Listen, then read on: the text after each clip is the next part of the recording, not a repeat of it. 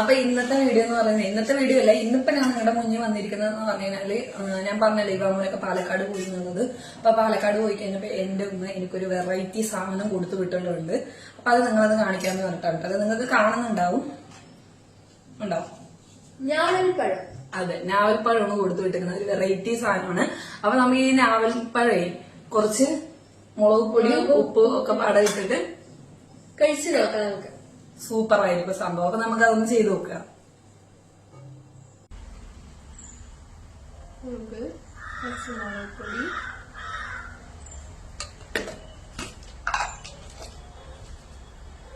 കുറച്ച് ഉപ്പ് മിക്സ് ചെയ്യാം.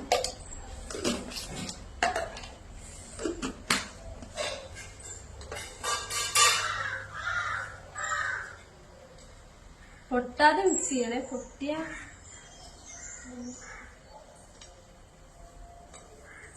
ഞാവൽപ്പഴത്തിന് ഒത്തിരി ഔഷധ ഗുണങ്ങളൊക്കെ ഉള്ളതാണ് കേട്ടോ. അപ്പൊ ഇത് ഈ ഷുഗറുകാരൊക്കെ കഴിക്കുന്നത്, വെറും വയറ്റിൽ ഞാവൽപ്പഴം കഴിക്കുന്നത്, അതേപോലെ രാത്രി കിടന്നുറങ്ങാൻ നേരത്തെ ഞാവൽപ്പഴം കഴിക്കുന്നതൊക്കെ നല്ലതാണെന്ന് പറയാം. അപ്പൊ ഒരു ജൂൺ ജൂലൈ മാസത്തിലാണ് ഞാവൽപ്പഴം കൂടുതലായിട്ട് ഉണ്ടാകുന്നതും നമുക്കൊക്കെ സുലഭമായിട്ട് കിട്ടണം കേട്ടോ. ഇതിപ്പോ പാലക്കാട് നിന്ന് എന്റെ ഉമ്മ കൊടുത്തു വിട്ടതാണ്.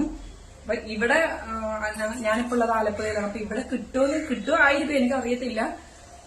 എനിക്ക് കിട്ടിയായിരുന്നു. അപ്പൊ ഞാൻ ഞാവൽപ്പഴം എന്ത് കൊടുത്തു വിടണമെന്ന് നമ്മൾ ചോദിച്ചു കഴിഞ്ഞപ്പോ ഞാൻ കൊടുത്തു വിടുക പറഞ്ഞാൽ എന്റെ മോനിക്കും ഭയങ്കരമായിട്ട് ഇഷ്ടമുള്ള ഒരു സാധനമാണ് കേട്ടോ. നമുക്കിതൊന്ന് കഴിക്കാം.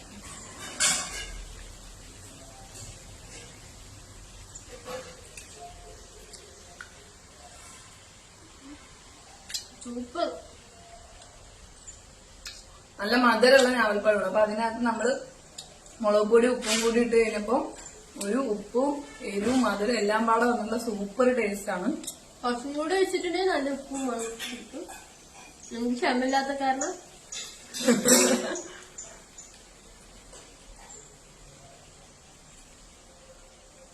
അപ്പൊ ഇന്നിത് എല്ലാവർക്കും കൊടുക്കാം അല്ലേ. അപ്പൊ ഇന്നത്തെ വീഡിയോ ഇത്രയേ ഉള്ളൂ.